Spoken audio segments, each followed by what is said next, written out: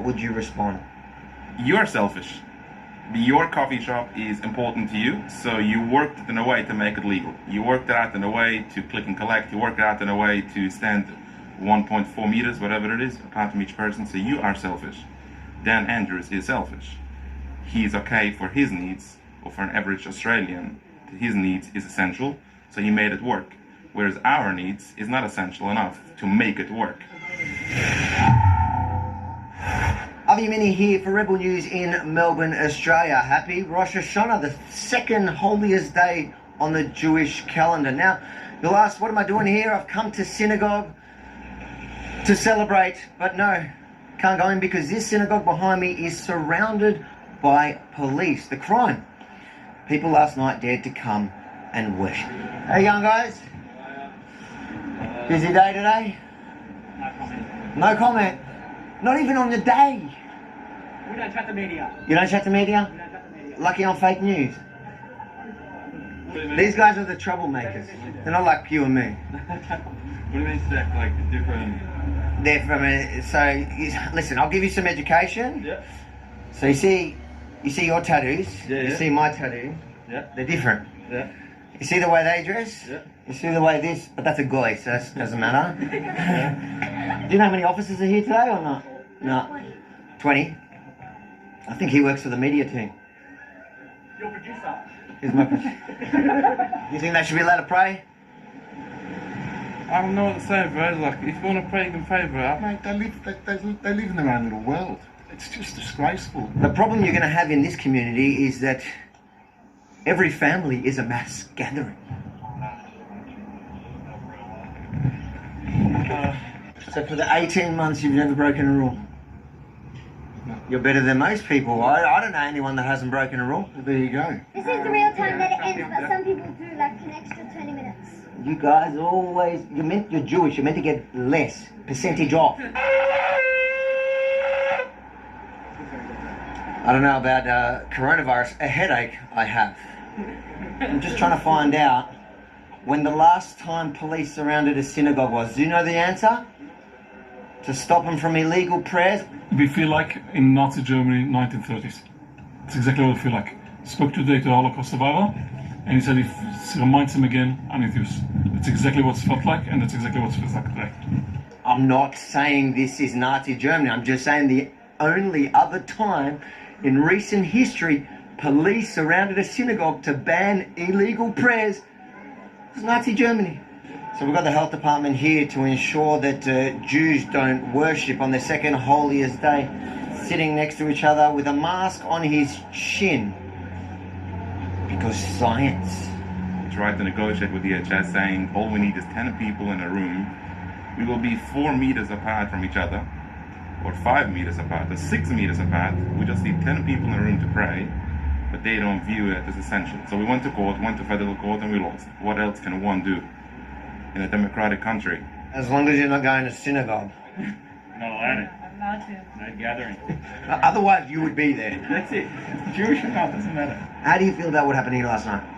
The double standards is just unbelievable. Our Prime Minister attended a family party for Father's Day, so is there double standards? I think we should find them all here. Let's get their faces. Too much fun. Look, they're running around. You don't need tear gas in this community. You just need a camera. Look, they're breaking news. Breaking news. Members of the breakaway group in Melbourne's Adas Synagogue have an illegal and clash with police and media and brought shame on our community. What would you respond to those Jews? Are you talking about the Jewish couples? So you call them a couple? They are couples. The more distant they are from Judaism, the more they distance themselves. How come? So something correlates between the two facts? At the moment, you need to be 1.5 metres apart from each other. So I would appreciate if you would separate and not stand such a large group around me. I would appreciate. You've got your mask.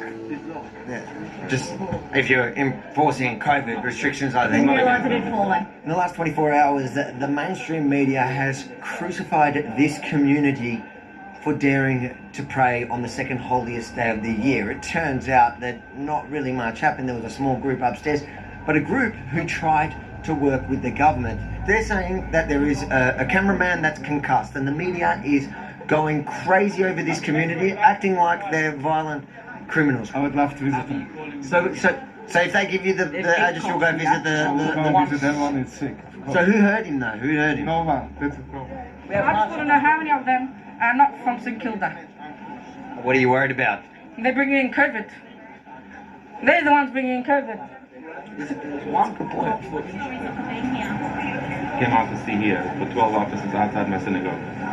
Yeah, okay. And it's making us feel very unsafe in the situation in the media and everywhere. The hate is now going up a level out in the media, and I'm scared myself to go to work tomorrow because of your presence here. Under the trade directions, what is your reason? Because I'm here to speak to you. Us two are walking down this street because we're not Jewish. They don't say anything. You guys don't need to shame this, is what you guys do. What do they do? They just need to shame. They can't do anything. It's the guys dividing, you more dividing than actually bringing us together. I'm just asking you again desperately for my safety, my kids' safety, my wife's safety, the community safety. Please, I'm begging you, for the Telling you officers. now, okay, our job is to enforce the trade directions. It's part of our job. Is the job not also to protect the community? And so, is there anything else you want to say? That's all. I just want to give you the plea out. That's all.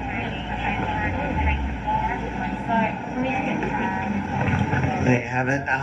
Their job is to enforce the trade directives, and if it costs the safety of the community or the perceived safety of members in this community, people who live looking like Jews every single day, and they're telling the commanding officer that to them this is creating a real danger. This is just really one family, isn't it? This is half the family. They thought it was a mass gathering. Yeah, that's exactly why. They didn't realise that Jews have, Yeah, ridiculous. I'm from a small family, so it makes sense that Smooth? 17 brothers and sisters. There you have it. From the streets of Melbourne, the other side of the story. What you won't see in the mainstream media, because guess what? They're not as evil as they made them out to be. Share the truth. I trust the government. Are you going to trust them if in 5 years you're still in lockdown? Well, that's a really interesting. That's interesting. Well, that's an interesting assumption.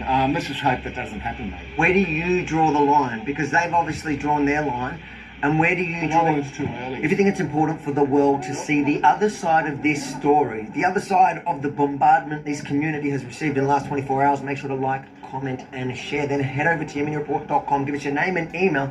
So if they kick us off the platform you're watching this on right now, we can send you the other side of the story directly. Avi Mini from Melbourne, Australia, for Rebel News. Achai. I think the government should be ashamed of themselves for a country that's been built on immigrants to treat immigrants that way. They should be ashamed. Holocaust survivors are shivering, watching what's going on.